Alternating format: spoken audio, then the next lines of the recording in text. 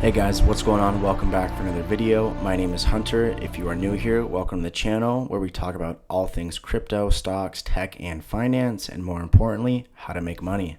So we're going to be diving in today on the project known as Hathor Networks. So here's a quick comparison compared to Polkadot and Cardano, which I hope you're aware of, and if you're not, no worries. These are two other large projects in the crypto ecosystem. So here's a quick overview before we dive in. We're going to be looking at the market capitalization is 35 million on Hathor. Polkadot is 23.5 billion. Cardano, also known as ADA, is 26 billion, right? Simple way to look at it is just look at the B's and look at the M. Millions to billions, there's quite a large difference there. So diving a little bit further, what separates Hathor is their nano contracts, also known as smart contracts. We'll get into what nano contracts are a little bit later in this video, and they are coming soon. Smart contracts on Polkadot are not supported in layer 1. Smart contracts on Cardano are coming soon, I believe in the next 1 to 2 months.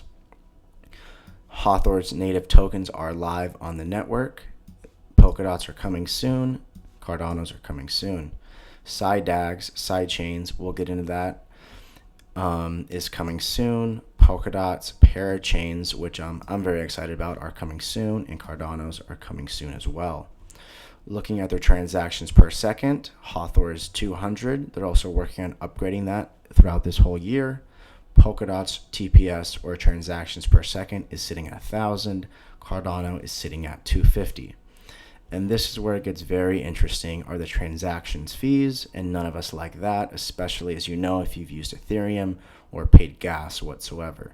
Hathor's fees are 0, Polkadot's fees are 0.02 DOT, and ADA's fees are 0.17 ADA. And now let's dive into the video, guys. So here we are on Hathor's network site.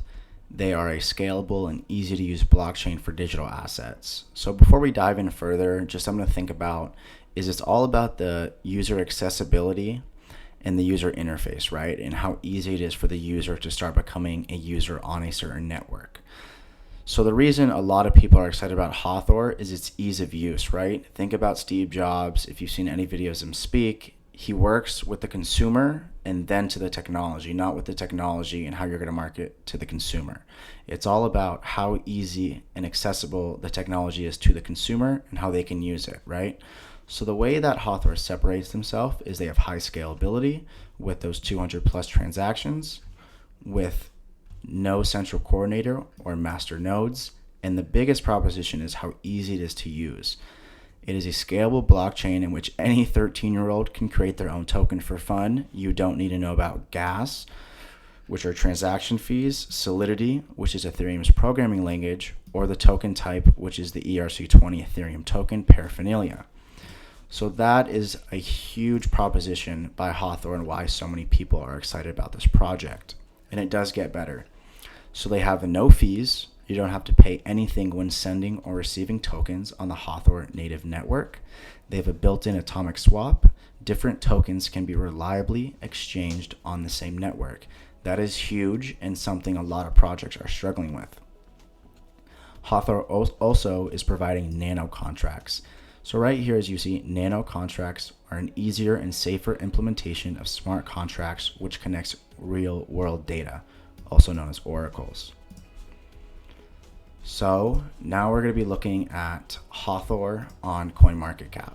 So here it is. The ticker is HTR up here in the left-hand corner, and the price is currently at around 80, almost 81 cents, right? So the total supply right now is around 870 million. Here's the chart just to give some of you a frame of reference. It looks like Hathor peaked on April 17th at $1.85, and we are currently at that 80 cents mark. And now we're going to be diving into Hathor's tokenomics. And tokenomics are something very, very important to understand about a project, because there can be great tech, but if the tokenomics are off, good luck making money. Good luck. So now we're going to be diving into it. There are a few moving parts of the tokenomics with this cryptocurrency. You can get a better understanding when you read the full document on their website, blah, blah, blah. So here we go. It begins with the mine and pre-mine tokens, which makes up the entire circulating supply.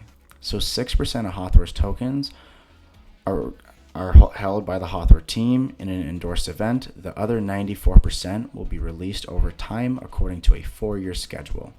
The treasure tokens are targeted towards growth and initiatives, but the vaulted tokens are backed up by a 5-year lock and will be assessed regularly to see if the unneeded ones should be burned. Love hearing that.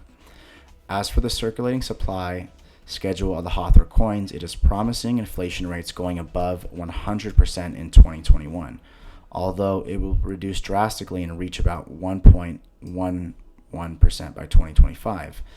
This is important for short-term traders, but this inflation rate will not drastically influence the price action of this crypto coin. It still shows promising price increases. Hathor mining is connected to Bitcoin mining.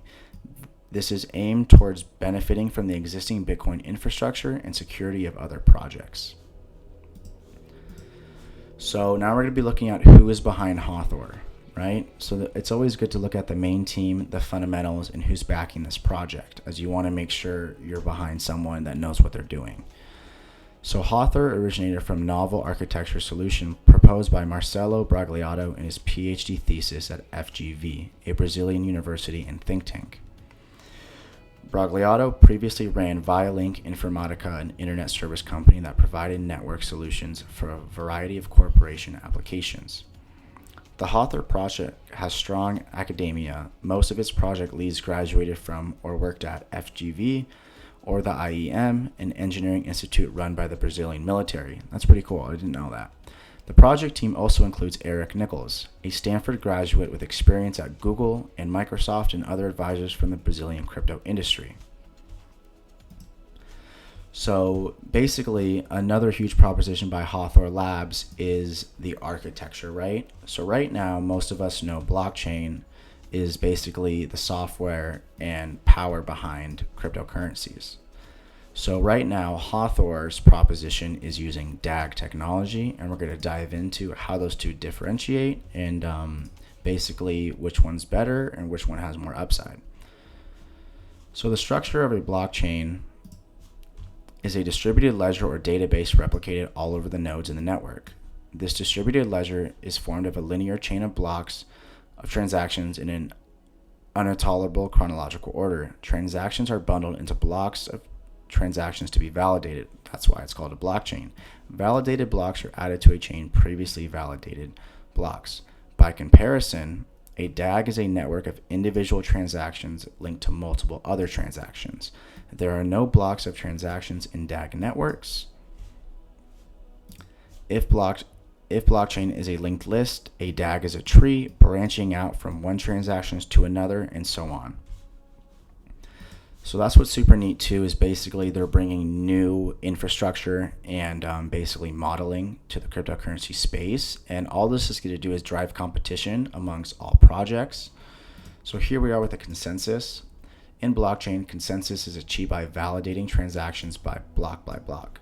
Various solutions exist for this. One is proof of work, which is a mechanism that requires miners to race to solve a computational strenuous problem, right? That's why you see Bitcoin miners, massive rigs and warehouses, because what they're doing is they're processing transactions, and the only issue is it uses very, very large amounts of energy.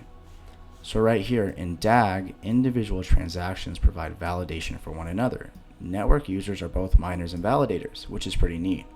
Although they cannot validate their own transactions, this typically means that in a DAG, there is little or no paid fees, and that's why Hathor Network does not have any fees on their network. So some pros about the blockchain in general is it offers transparency and immutability, which allows nothing to be changed within the blockchain network. It also is relatively well established, being the basic of cryptocurrencies like Bitcoin and of dApps, which are basically decentralized applications that are front-end apps built by engineers on the Ethereum network. So diving a little bit further about the pros, by scaling very effectively and avoiding and reducing user fees, DAGs are well suited to high volume of transactions, including micro and nano contracts. The higher the volume of transactions, the faster a DAG validates them. DAGs also cut out the need for miners and in turn mining equipment, meaning lower energy consumption. And that is something, if you're following the crypto space, that has been a big issue, is the mining consumption for very large networks such as Bitcoin or Ethereum. So some cons right here. As blockchain transactions grow, volumes grow, storage and network bandwidth require increased proof of work, can also consume large amounts of computing power and electricity. Mining may become concentrated between just a few big mining users or companies in the case of big dips in cryptocurrency value. High transaction fees are also an issue. There are, of course, different consensus algorithms, but the perfect consensus algorithm is yet to emerge if it does. A DAG has other challenges. A reduction in the volume of transactions may make it vulnerable to attacks.